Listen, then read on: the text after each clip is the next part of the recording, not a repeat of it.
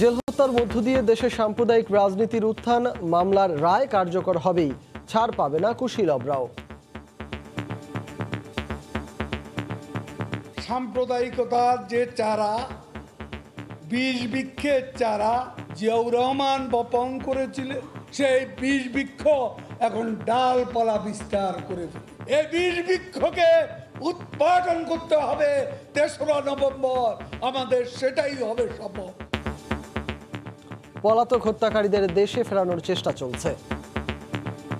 Jail হত্যার রায় কার্যকরের জন্য আমরা সর্বাত্মক প্রচেষ্টা নিচ্ছি। যখনই আমরা আমাদের আওতায় পাবো তখনই ফাঁসির রায় কার্যকর হবে। দেখছিলেন প্রধান শিরোনাম, রাত 11টার সময় সঙ্গে আছি আমি সজল মিত্র রিচার্ড। এবার অন্যান্য শীর্ষ সংবাদ। পলাতক আসামিদের ফেরাতে ব্রিটিশ প্রধানমন্ত্রীর সঙ্গে আলোচনা, জলবায়ু উদ্বাস্তুর দায় উন্নত বিশ্বের, বললেন শেখ হাসিনা।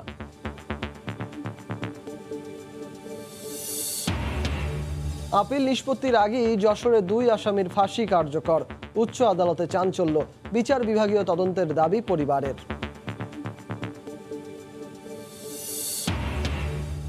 আবারও সীমান্তে বাংলাদেশি হত্যা, সিলেটের কানাইঘাটে বিএসএফ এর গুলিতে নিহত 2, অবৈধ প্রবেশকালে হত্যা বলে ধারণা।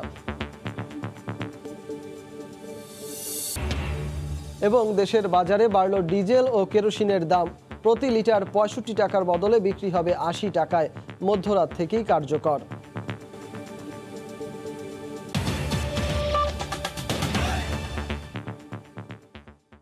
জেল হত্যার মধ্য দিয়ে দেশে উত্থান ঘটে সাম্প্রদায়িকতার, খুঁজে বের করতে হবে পেছনের কারিগরদের, একথা বলেছেন আওয়ামী লীগের সাধারণ সম্পাদক ওবায়দুল কাদের।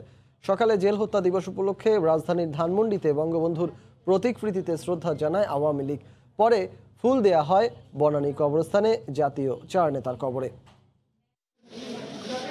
1975 সালের 15ই আগস্ট জাতির জনক বঙ্গবন্ধু শেখ মুজিবুর রহমানকে হত্যার 3 মাসের মাথায় 3রা নভেম্বর কেন্দ্রীয় কারাগারে হত্যা করা হয় বঙ্গবন্ধুর 4 সহচর ও মুক্তিযুদ্ধে নেতৃত্বদানকারী মহান 4 নেতাকে। মুক্তিযুদ্ধের চেতনাকে নির্মূল করতেই তাদের হত্যা করে স্বাধীনতা বিরোধী শক্তি। বুধবার সকালে জেল হত্যা দিবস উপলক্ষে ধানমন্ডি 32 নম্বরে বঙ্গবন্ধুর প্রতিকৃতিতে প্রথমে প্রধানমন্ত্রী ও দলীয় সভাপতি শেখ হাসিনার পক্ষে শ্রদ্ধা নিবেদন করে আওয়ামী লীগ। পরে নেতাকর্মীদের নিয়ে শ্রদ্ধা নিবেদন করেন দলের সাধারণ সম্পাদক ওবায়দুল কাদের। একে একে জাতির জনকের প্রতিকৃতিতে ফুল দেন ছাত্রলীগ, যুবলীগ, কৃষক লীগ সহ দলের সহযোগী ও অঙ্গ সংগঠনের নেতাকর্মীরা। এ সময় ওবায়দুল কাদের বলেন, সাম্প্রদায়িক শক্তির বিরুদ্ধে সকল গণতান্ত্রিক শক্তিকে ঐক্যবদ্ধ হতে হবে। এই সাম্প্রদায়িকতার বিরুদ্ধে সকল অসাম্প্রদায়িক গণতান্ত্রিক দেশপ্রেমিক শক্তিকে ঐক্যবদ্ধ হওয়ার আহ্বান জানাই। এই হত্যাকাণ্ডের বিচার যাদের করা হয়েছে সেটা কার্যকর হোক, তারপরে অন্য কিছু ভাবা। পরে বনানী কবরস্থানে জাতীয় 4 নেতার কবরে শ্রদ্ধা জানান দলের নেতাকর্মীরা। করা হয় দোয়া ও মোনাজাত। এদিকে দুপুরে বঙ্গবন্ধু এভিনিউয়ে জেল হত্যা দিবসের আলোচনা সভার আয়োজন করে আওয়ামী লীগ। এতে বক্তারা বলেন, 15ই আগস্ট আর 3রা নভেম্বরের হত্যাকাণ্ড একই সূত্রে গাঁথা। 1975 সালের 15ই আগস্ট জাতির পিতাকে হত্যাকাণ্ড, এই হত্যাকারীদের সঙ্গে যিনি মূল পরিকল্পনাকারী হিসাবে বা লিয়াজকারী হিসাবে বিদেশিদের এজেন্ট হিসাবে কাজ করেছেন, তার মুখোশ উন্মোচিত হয় নাই। জিয়াউর রহমান 79 সালে আইন করে এই ইন্ডেমটি অধ্যাদেশকে তিনি এটাকে আইনে পরিণত করেছিলেন। সকল অপকর্মের হোতা ছিলেন জিয়াউর রহমান। সভায় দলের সাধারণ সম্পাদক ওবায়দুল কাদের জানান, আগামী জাতীয় নির্বাচন বিএনপির অংশগ্রহণের উপর নির্ভর করছে না। ফখরুল সাহেব আপনাকে পরিষ্কার বলে দিতে চাই, যতই হাঁক ডাক করেন তত্ত্বাবধায়ক সরকার কিন্তু উচ্চ আদালতের আদেশে জাদুঘরে চলে গেছে। তত্ত্বাবধায়ক সরকার নয়, পৃথিবীর অন্যান্য দেশের মতো গণতান্ত্রিক পদ্ধতিতেই নির্বাচন হওয়ার কথা জানান ওবায়দুল কাদের। ওবায়দুল্লাহ মামুন, সময় সংবাদ, ঢাকা। এদিকে ঢাকার পুরনো কেন্দ্রীয় কারাগারে জাতীয় 4 নেতার সেলে শ্রদ্ধা জানিয়েছেন পরিবারের সদস্যরা। ছিলেন স্বরাষ্ট্রমন্ত্রী আসাদুজ্জামান খান কামালও। বলেন, 4 নেতার পলাতক হত্যাকারীদের দেশে ফিরিয়ে আনার চেষ্টা চলছে। জেল হত্যা দিবস উপলক্ষে ঢাকার পুরাতন কেন্দ্রীয় কারাগারের ভেতরে বঙ্গবন্ধু কারা স্মৃতি জাদুঘর ও জাতীয় 4 নেতার সেলে শ্রদ্ধা জ্ঞাপন করেন স্বরাষ্ট্রমন্ত্রী আসাদুজ্জামান খান কামাল সহ স্বজনরা। এ সময় জাতীয় চার নেতার স্বজনসহ 1977 সালের সেনা বিদ্রোহে নিহতদের পরিবারও এসব হত্যাকাণ্ডের বিচার দাবি করেন। একই সঙ্গে জাতীয় চার নেতার মুক্তিযুদ্ধে অবদানের যথাযথ মূল্যায়ন ও স্বাধীন বিচার কমিশন গঠনের দাবি জানান তারা। এটার পেছনে যারা কারিগর কুশীলব তাদেরকে জানার জন্য যেন একটা স্বাধীন বিচার বিভাগীয় ব্যবস্থা কমিশন গঠন করা হয়। ঘাতক চক্রকে দ্বিতীয়বার তাদের কিভাবে প্রবেশের সুযোগ, এগুলো তৎকালীন জেল হত্যা তদন্ত কমিশনের এটা পূর্ণাঙ্গ রিপোর্ট আমরা জানতে চাই। স্কুল, কলেজ, ইউনিভার্সিটির বই পুস্তকে যদি আমরা তাদের জীবনীটাকে সুন্দরভাবে তুলে ধরতে পারতাম, তাহলে আমি মনে করি, আমরা বিশ্বাস করি যে নতুন প্রজন্ম ইন্সপায়ার্ড হতো। জেল হত্যার বিচারের রায় কার্যকর করার চেষ্টা এবং আসামিদের খুঁজে পেলে এখানে ফাঁসি দেওয়া হবে বলে মন্তব্য করেন স্বরাষ্ট্রমন্ত্রী। তাদেরকে যখনই আমরা আমাদের আওতায় পাবো তখনই এই ফাঁসির রায় কার্যকর হবে। এই জেল হত্যার ব্যাপারেও আমরা এই রায় কার্যকরের জন্য আমরা সর্বাত্মক প্রচেষ্টা নিচ্ছি। বাংলাদেশের ইতিহাসে আপামর মানুষের কাছে এসব হত্যাকারী আজীবন ঘৃণিত থাকবে বলেও মন্তব্য করেন মন্ত্রী। হাসিবুল হাসান, সময় সংবাদ, ঢাকা। লন্ডনে পালিয়ে থাকা আসামিদের বাংলাদেশে ফেরত আনতে ব্রিটিশ প্রধানমন্ত্রী বরিস জনসনের সঙ্গে আলোচনা করেছেন বাংলাদেশের প্রধানমন্ত্রী শেখ হাসিনা। COP26 সম্মেলন স্থলে বরিস জনসনের সঙ্গে দ্বিপক্ষীয় বৈঠক করেন তিনি। এদিকে গ্লাসগোতে স্কটিশ পার্লামেন্টে জলবায়ু বিষয়ক বিশেষ এক সেশনে যোগ দেন তিনি। এ সময় শেখ হাসিনা বলেন, জলবায়ু পরিবর্তনের কারণে উদ্বাস্তু হওয়া মানুষের দায়িত্ব নিতে হবে পুরো বিশ্বকে। জলবায়ু পরিবর্তন সম্পর্কিত শীর্ষ সম্মেলন COP-এর 26তম আসরে ক্লাইমেট ভালনারেবল ফোরাম বা ভুক্তভোগী দেশগুলোর প্রেসিডেন্ট হিসেবেও স্কটল্যান্ডে বেশ কিছু সাইডলাইন ইভেন্টে যোগ দিয়েছেন প্রধানমন্ত্রী। CVF-এর 48টি দেশের নেতাদের সংলাপে শেখ হাসিনা অভিযোগ করে বলেন, কার্বন নিঃসরণকারী উন্নত দেশগুলো তাদের প্রতিশ্রুত তহবিল না দেয়ায় জলবায়ু ঝুঁকিপূর্ণ দরিদ্র দেশগুলোকে অসহায় অবস্থার মধ্যে পড়তে হচ্ছে। মঙ্গলবার স্থানীয় সময় রাতে দেশটির পার্লামেন্ট ভবনে কল ফর ক্লাইমেট প্রসপারিটি শীর্ষক এক বিশেষ সেশনের আয়োজন হয়, যেখানে প্রধানমন্ত্রী শেখ হাসিনাকে মূল বক্তা হিসেবে আমন্ত্রণ জানিয়েছিল স্কটিশ পার্লামেন্ট। এই অনুষ্ঠানে ছোট বোন শেখ রেহানা ও মেয়ে CVF-এর থিমেটিক অ্যাম্বাসেডর সাইমা ওয়াজেদ পুতুল সহ উপস্থিত ছিলেন স্কটিশ পার্লামেন্টে প্রথম বাংলাদেশি MP ফয়সল চৌধুরী। জলবায়ু পরিবর্তনের প্রভাব মোকাবিলায় বাংলাদেশের করণীয় তুলে ধরে বক্তব্য রাখেন প্রধানমন্ত্রী। তিনি বলেন, কার্বন নিঃসরণ কম হয় এমন প্রযুক্তিতে এগোতে চায় তার দেশ। জানান, শিগগিরই ইলেকট্রিক গাড়ির যুগে প্রবেশ করবে Bangladesh. Bangladesh is also committed to following a progressive approach to developing its economy on a low carbon pathway. Bangladesh has already started working for introducing significant number of electric cars within next few years. বিশ্ব নেতাদের এক হয়ে কার্যকর পদক্ষেপ নেয়ার উদ্যোগ ছাড়া জলবায়ু পরিবর্তনের দুর্যোগ সামাল দেয়া সম্ভব হবে না বলেও জানান সরকার প্রধান। তিনি বলেন, করোনার বাস্তবতায় নতুন শিক্ষা পেয়েছে বিশ্ব। The world has to share the responsibilities of climate migrants. The issue of loss and damage must be addressed properly. The world leaders has realized that yes, they have the responsibility and everybody want to work together. So we will work together to save our planet, save our future generation. এর আগে স্থানীয় সময় বিকেলে COP26-এর সম্মেলন স্থলে British প্রধানমন্ত্রী Boris জনসনের সঙ্গে দ্বিপক্ষীয় বৈঠক করেন প্রধানমন্ত্রী শেখ হাসিনা। উপস্থিত ছিলেন তার মেয়ে ক্লাইমেট ভালনারেবল ফোরামের থিমেটিক অ্যাম্বাসেডর সাইমা ওয়াজেদ পুতুল। বৈঠকে বাংলাদেশ যুক্তরাজ্য দ্বিপক্ষীয় সম্পর্কের বিভিন্ন দিক নিয়ে আলোচনার পাশাপাশি লন্ডনে পালিয়ে থাকা আসামিদের বাংলাদেশে ফেরত নেওয়ার বিষয়েও দুই শীর্ষ নেতার আলোচনা হয়েছে বলে জানা গেছে। দেবাশিস রায়, সময় সংবাদ। স্কটল্যান্ডে জলবায়ু সম্মেলন শেষে সরকারি সফরে লন্ডনে পৌঁছেছেন প্রধানমন্ত্রী শেখ হাসিনা। বুধবার লন্ডনে স্থানীয় সময় দুপুরে প্রধানমন্ত্রীকে বহনকারী বিমান বাংলাদেশ এয়ারলাইন্সের বিশেষ বিমানটি হিথ্রো আন্তর্জাতিক বিমানবন্দরে অবতরণ করে।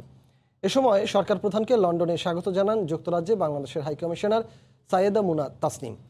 বৃহস্পতিবার রোড শো উদ্বোধন সহ বেশ কয়েকটি কর্মসূচিতে যোগ দেওয়ার কথা রয়েছে প্রধানমন্ত্রী শেখ হাসিনার।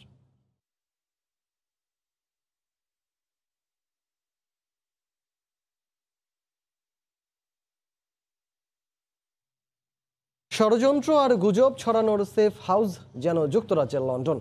যেখানে বসে বাংলাদেশ সরকারের বিরুদ্ধে নিত্য নতুন অপপ্রচার আর নানা অপরাধের জাল বুনছেন তারেক রহমান। আর এ কাজে তাকে সহায়তা করছেন গুটি কয়েক বিএনপি নেতা। লন্ডনকে সেকেন্ড হোম হিসেবে ব্যবহারকারী কিছু ব্যবসায়ীর অর্থায়নে চলছে এমন অপকর্ম, এমন দাবি আইনশৃঙ্খলা রক্ষা বাহিনীর। মার্জিয়া মুমুর রিপোর্ট। লন্ডন যুক্তরাজ্যের বিখ্যাত শহরটি নানা কারণে আলোচিত হলেও বিগত কয়েক বছর ধরে বাংলাদেশ রাষ্ট্রবিরোধীদের গোপন বৈঠক, সরকার উৎখাতের ষড়যন্ত্র, সামাজিক যোগাযোগ মাধ্যমে মিথ্যা তথ্য ও গুজব ছড়ানোর শহর হিসেবে গণমাধ্যমে বারবার উঠে এসেছে লন্ডনের নাম। 2011 সালে যুক্তরাষ্ট্রে অবস্থানরত প্রধানমন্ত্রীর তথ্য প্রযুক্তি উপদেষ্টা সজীব ওয়াজেদ জয়কে অপহরণ করার ষড়যন্ত্র হয় লন্ডন থেকেই। ষড়যন্ত্রের সহযোগী হিসেবে উঠে আসে বিএনপি নেতা মোহাম্মদুল্লাহ মামুন, তার ছেলে রিজভী আহমেদ ও বিএনপি সমর্থিত যুক্তরাষ্ট্রের ব্যবসায়ী মিজানুর রহমান ভূঁইয়া সহ 5 জনের নাম, যারা এফবিআইয়ের কাছ থেকে সজীব ওয়াজেদ জয়ের ব্যক্তিগত তথ্য সংগ্রহ করে তাকে অপহরণ ও হত্যার ষড়যন্ত্র করেন। এই ঘটনায় ব্রিটেনে 42 মাস কারাভোগ করতে হয় বিএনপি নেতার ছেলেকে। নিম্ন আদালতে আসামিদের বিরুদ্ধে অভিযোগপত্র দাখিল করে গোয়েন্দা পুলিশ। 2018 সালে আবারও লন্ডনে ন্যাক্কারজনক ঘটনা ঘটায় ষড়যন্ত্রের কুশীলবরা।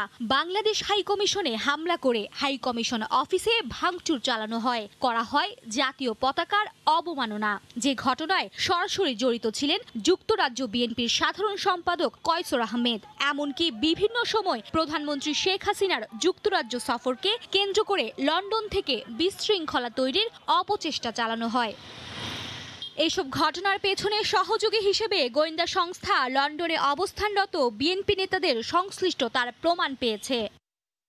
মঙ্গলবার ডিজিটাল প্ল্যাটফর্ম ব্যবহার করে রাষ্ট্রবিরোধী অপপ্রচার করায় যুক্তরাজ্য বিএনপির সহকারী সম্পাদক ও লন্ডন বিএনপির প্রচার সম্পাদক মোহাম্মদ মইনুল ইসলামের ছোট ভাই শাহ মাহমুদকে রাজধানীর দক্ষিণখান এলাকা থেকে গ্রেফতার করে র্যাব। সামাজিক যোগাযোগ মাধ্যমে মাহমুদ প্রধানমন্ত্রী শেখ হাসিনার শারীরিক অবস্থা, তার পরিবার ও সরকার বিরোধী নানা অপপ্রচার চালিয়ে আসছিল। মার্জিয়া মুমু, সময় সংবাদ, ঢাকা। ক্ষমতায় টিকে থাকতেই আওয়ামী লীগ অপপ্রচার চালিয়ে তারেক রহমানের দেশে আসার পথে বাধা তৈরি করছে বলে মন্তব্য করেছেন বিএনপি মহাসচিব মির্জা ফখরুল ইসলাম আলমগীর। অন্যদিকে স্থায়ী কমিটির সদস্য ডক্টর খন্দকার মোশাররফ হোসেন বলেছেন, সরকারের ফরমাইশি রায়ে অন্যায়ভাবে সাজা দেয়ায় বিদেশে থাকতে বাধ্য হচ্ছেন তারেক রহমান।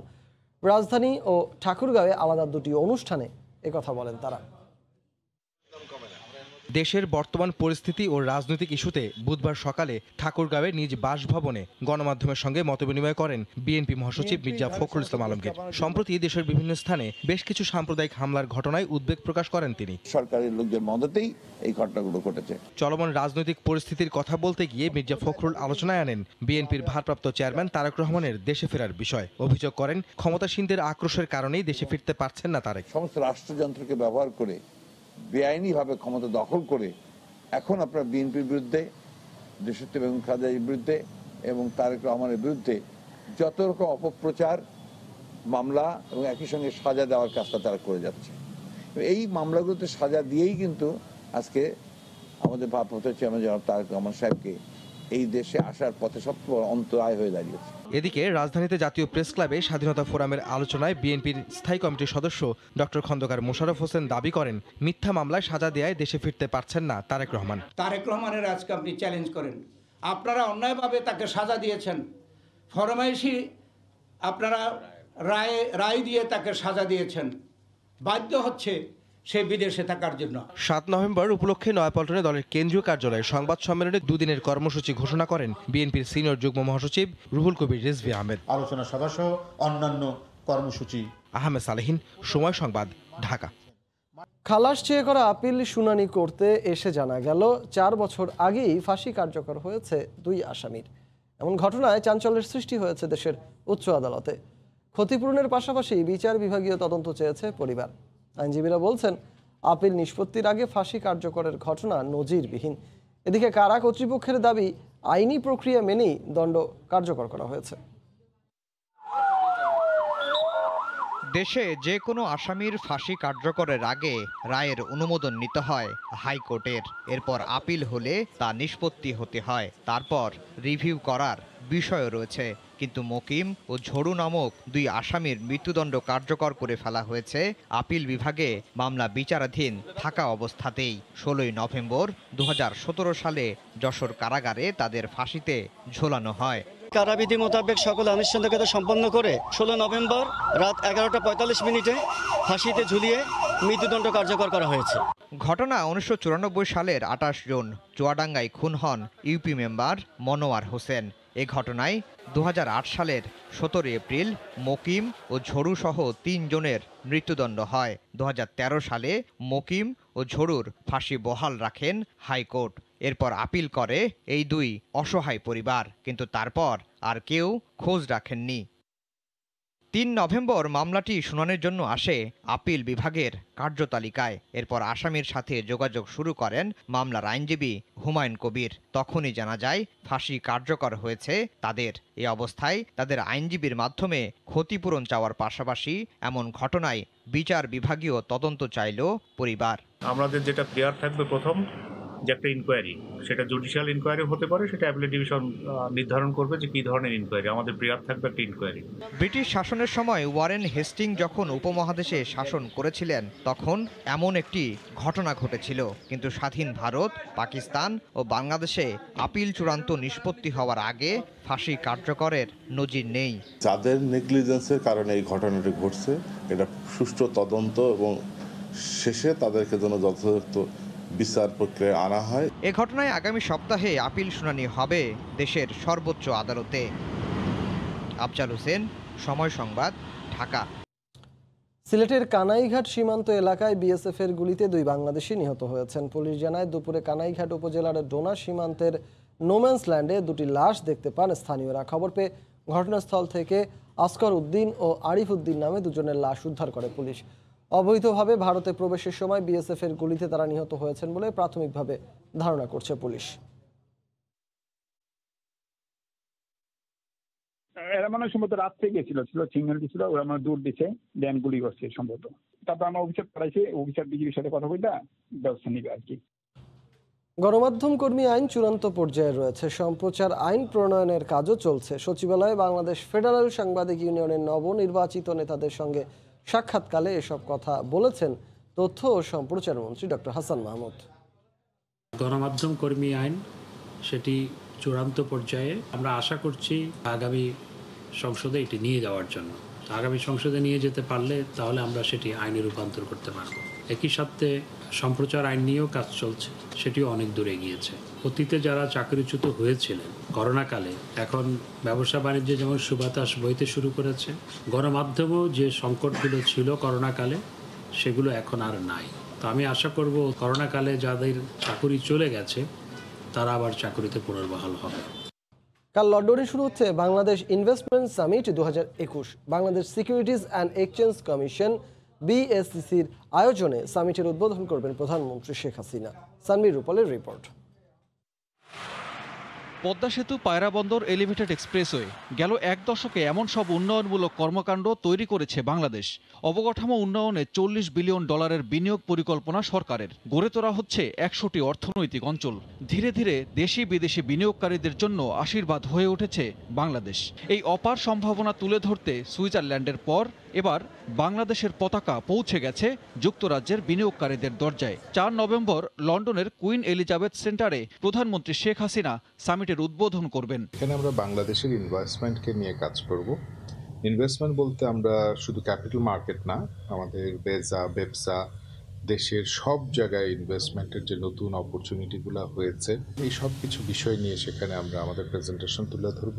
এবারের সম্মেলনের মাধ্যমে ব্র্যান্ডিং করা হবে বাংলাদেশকে। এর ফলে প্রবাসী বাংলাদেশি ও যুক্তরাজ্যের বিনিয়োগকারীরা বাংলাদেশে বিনিয়োগে আকৃষ্ট হবেন বলে প্রত্যাশা বিএসসিসির চেয়ারম্যানের। আমাদের বাংলাদেশ কমিউনিটি ইউকেতে যারা আছেন তারা খুবই দেশপ্রেম এবং দেশের প্রতি তাদের মায়া, তারা বাংলাদেশে কিছু করতে চান। আমরা চেষ্টা করব ওনাদের কাছে আমাদের কিভাবে আমাদের অর্থনীতির সাথে ওনাদের একটা যোগসূত্র করে ওনাদের অবদান এই অর্থনীতিতে নিয়ে আসা যায়। জার্মানির পরই বাংলাদেশ সবচেয়ে বেশি পণ্য রফতানি করে যুক্তরাজ্যে। শুল্কমুক্ত পণ্য রফতানির সুযোগ নিয়ে গেল বছর $350 কোটি পণ্য পাঠিয়েছে বাংলাদেশ। সানবীর রূপল, সময় সংবাদ, ঢাকা।